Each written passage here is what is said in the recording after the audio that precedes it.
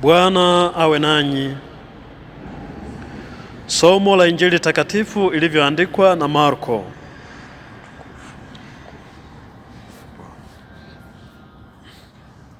Yesu alitoka katika mipaka ya Tiro, akapita katikati ya Sidoni, akaenda mpaka bahari ya Galilaya kati ya mipaka ya Dekapoli. Wakamletea kiziwi, naye ni mwenye utasi, wakamsihi amwekee mikono. Akamtenga na mkutano faragani, akatia vidole vyake masikioni mwake, akatema mate, akamgusa ulimi, akatazama juu mbinguni, akaugua, akamwambia, Efata, maana yake funguka. Mara masikio yake yakafunguka, kifungo cha ulimi wake kikalegea, akasema vizuri. Akawaonya wasimwambie mtu, lakini kadiri ya alivyozidi kuagiza ndivyo walivyozidi kutangaza habari. Wakashangaa mno kupita kiasi, wakinena, ametenda mambo yote vema, viziwi awafanya wasikie, na bubu waseme. Neno la Bwana.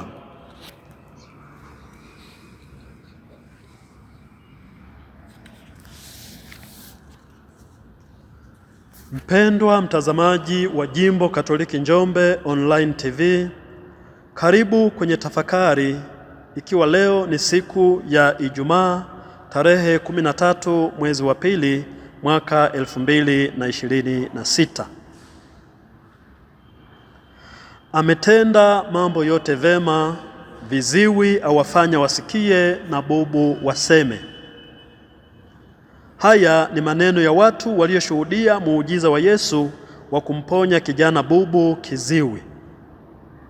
Katika kumponya kijana huyu, Yesu haishii kuamuru tu au kutamka maneno tu, bali anagusa masikio na ulimi wa yule kijana na kuamuru, Efata, maana yake funguka, na mara kijana anapona.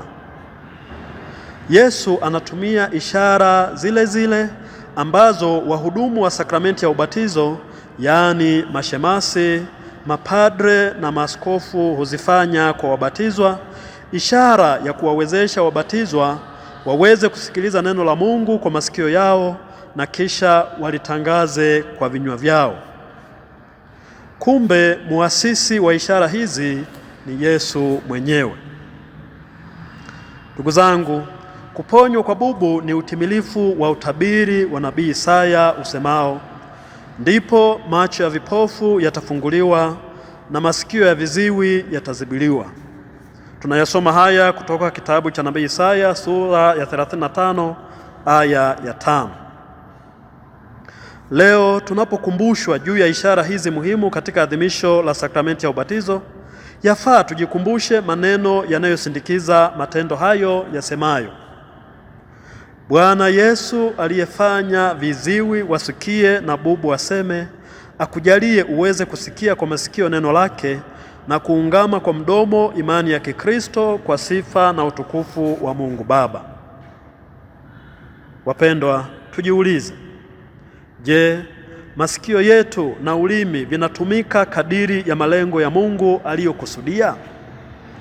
Je, tunapenda kulisikiliza neno la Mungu au habari zilizo kinyume na ujumbe wa Mungu kwa kuwa ndizo tunazozipenda? Je, tunatumia vinywa vyetu kutangaza habari njema, habari za kujenga jamii zetu, au zile zinazolenga kuchafua majina ya wenzetu na kuibomoa familia ya Mungu? Ukaidi uliopitiliza wa kutopokea ushauri, maoni na maonyo tunayopewa na wenzetu, pia tabia ya kuhamasisha na kutetea maovu katika jamii kwa sababu tu ya kutetea mkate wa leo na kesho, ni viashiria tosha kuwa tumeshakuwa viziwi na bubu katika mambo yote yanayomhusu Mungu na ustawi wa familia ya Mungu kwa ujumla. Katika hali hiyo, hatuwezi kusali wala kumsikia Mungu akizungumza nasi katika maandiko matakatifu. Leo tunaalikwa kumwendea Yesu na kumwomba atuponye uziwi na ububu tulionao. Pia tuwapeleke rafiki na majirani zetu wenye matatizo hayo hayo, ili nao waponywe, ili kwa pamoja tukishaponywa tushiriki katika kuijenga familia ya Mungu tuliyoibomoa kwa kutumia vibaya masikio na ulimi wetu kwa miaka mingi. Tumsifu Yesu Kristo.